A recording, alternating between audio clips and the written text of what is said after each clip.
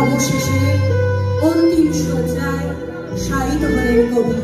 চিতা প্রজ্বলিত হওয়ার মুহূর্তে শ্মশান ভূমির মাটিতে মাথা ঠেকিয়ে শেষ শ্রদ্ধা জানায় সবাই।